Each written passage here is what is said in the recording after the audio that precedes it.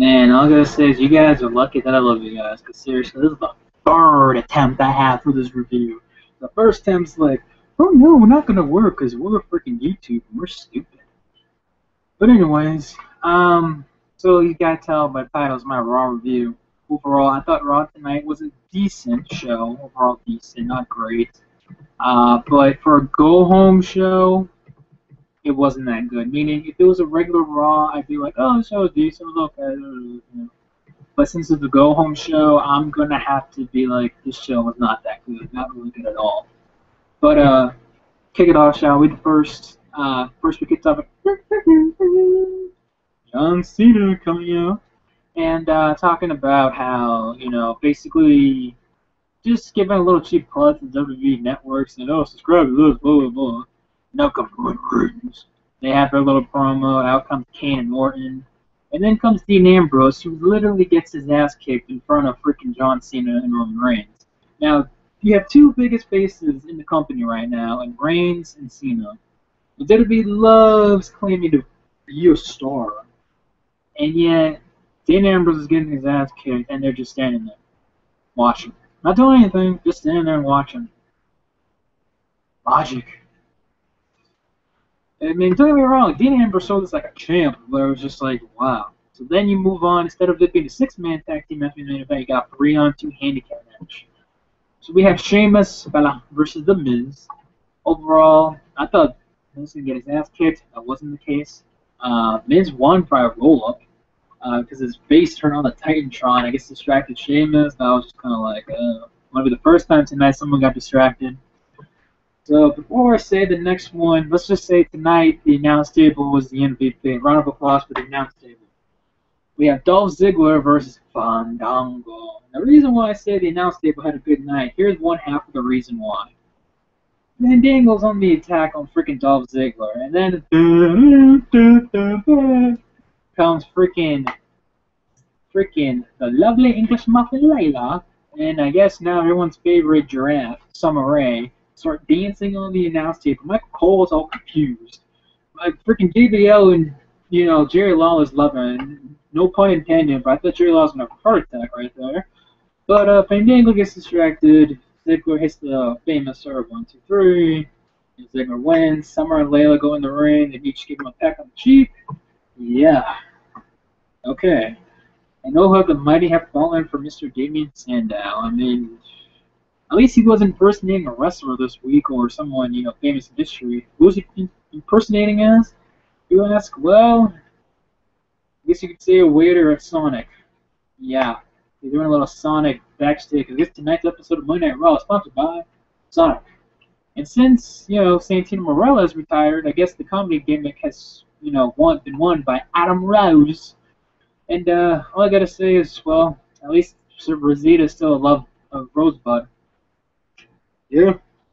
So then we have the Usos scheduled to have a match with Heath Slater versus Titus O'Neil. Match never happens. Why? Because Eric Rowan and Luke Harper come out and interfere, beat the Usos from behind, and it builds up to their 2 out of 3 falls match for the tag team titles match at Battleground. But we get it. These 4 guys have good chemistry with each other. Hope to God this is the last time they face each other, no matter who the hell wins. Seriously. I'd love to see Rowan and Harper finally become tag team champions, but no. Alright, this is the last friggin' match, man. So you have this little mid-card build-up, little political debate, I guess you could call, between Lana, who's obviously representing Russo. You have Zip Cole to represent We the People and Jack Swagger. And this was actually pretty good. For a mid-card feud these days, this has been getting a lot of build-up, a lot of screen time, and believe it or not, I'm actually interested in it. Screw it. Is Swagger a threat to Rusev? Hell no. But, Swagger looked good. I mean, you put on the freaking ankle lock on Rusev, and the crowd was just going crazy. The crowd loves it. This whole thing is over. WWE's doing something right that makes sense. Hallelujah. Speaking of hallelujah, how much did God pay RVD for this new, I guess you could say part-time contract thing? Because No Job Rob's doing the job. Roberto Rio out of all people. And again, you're trying to build up Del Rio so that he can have somewhat of a shot to become an Intercontinental Champion at Battleground, kind of like how The Miz won. But it was just like, So then you have Big Titty Wonder Woman Bella versus Cameron and her long-lost dream of a partner in Alicia Fox. Yes, guys, remember when Cameron was on Tough Enough saying that she would love her favorite match of all time is Alicia Fox versus Melina at SummerSlam? You get it. All you gotta know, obviously, another match where Big Titty Bella gets her ass kicked, loses, and, you know, can we just have Hippie Bella versus freaking Queen of Queens at SummerSlam already? With that being said, don't forget, guys, vote John Cena, best boyfriend of the year. So, move on to this little thing that I keep. Oh, God. So you have this too. I know I'm kind of skipping around a bit. This segment between God, along with Randy Orton, Seth Rollins, and Kane, saying they got to get the job done. And Stephanie, Queen of Queens, comes in and they have a makeout session. God, we get it. You married a MILF. Seriously, enough. We get it. For 12 years, we've gotten the idea. So then you have this Cesaro versus Big E. And apparently, Paul Heyman is quote-unquote retired. And, Paul Heyman is fired. Sorry. Crazy man, guys. So Big E versus Cesaro. Again, Cesaro loses for the third streak in a row. But believe it or not, it's actually a good thing that Cesaro, doesn't have Paul Heyman's bad. He lost, but, ever since Heyman went to Cesaro has basically lost his vibe, per se. In this case, maybe he could build up that vibe. And also, too, believe it or not only did we have another Stardust and Goldust moment backstage, which is good, we had an announcement from WWE 2K, which is a 2K. WWE 2K15 is now going to have as a pre-order bonus Sting. And, they had this little promo, not promo, but little vignette, little commercial trailer, whatever you want to call it. It was rather good. It was entertaining. I enjoyed it. And I think a lot of people enjoyed it. You had a little orchestra play, Sting's WCW Crow music. And apparently you're going to have 2 generations of Sting. You're going to have Sting, Surfer Sting, and of course you're going to have the infamous Crow Sting. So that's kind of cool. It makes me want to pre-order WWE2K15. I know that much. So. And apparently they're already selling his t-shirt too on WWE.com, WWEshop.com, so. Oh boy. So yeah. And then you had this Chris Jericho and Bray Wyatt promo. Not the best Bray Wyatt promo per se, but Jericho did look better of all people. Again, I'm saying it before, I'm saying it again. It could have saved this for SummerSlam. I do not think Battleground is going to be the great place for it, just because, let's face it, they have a match at Battleground, which they are. You're going to have the rematch at SummerSlam.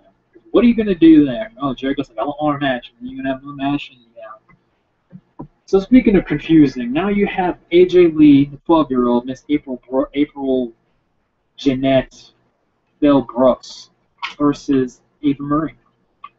And a match, I love Eva Marie, but she still needs more time. And she needs to train more. And 12-year-old wins, and this is where the confusing part. You remember when I said earlier that the MVP of tonight was the announce table? This is the other half. You have Paige on commentary, who actually thought did a pretty good job. And, AJ comes over to the match. She grabs freaking what's-his-face, JBL's headset. And then she's like, hi. And then freaking Paige is like, I like your hair. And AJ's like, thanks. Bye. And then she just walks out, skips off. And I'm like, who the hell is the heel in this feud? Because each freaking week, one looks like the heel, the other one looks like the face. And vice versa. Like, what the hell am I watching here?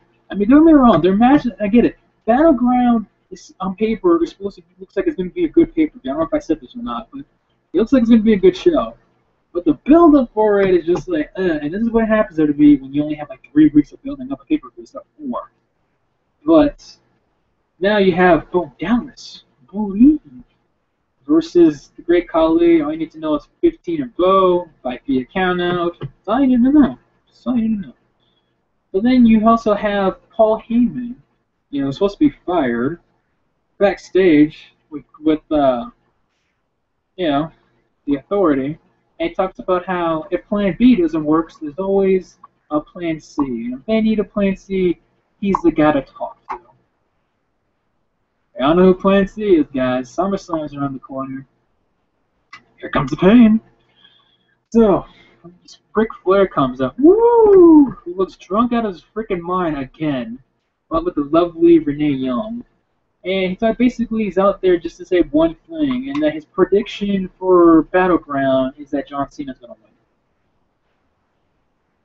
Tell me how a guy who's probably the best world champion in history, a 16-time world champion, Ric Flair, the Nature Boy, is predicting a guy who is basically going to end his, streak of most world championships in his career.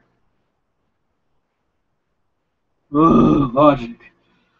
So out comes Cena, who apparently gives Flair the welterweight championship. And then everyone's like, oh, if they're retired. To me, if it was retired, they would have made a bigger deal of it. And then for reasons. Now time for the main event. You have the XMen, Seth Rollins, the Demon Kane, and ready for battle. And this match, for the most part, wasn't too bad. A decent main event. I know a lot of people complain about the ending. I was kind of one of the people until I kind of rethought about it. And Seth Rollins' injury here scares me.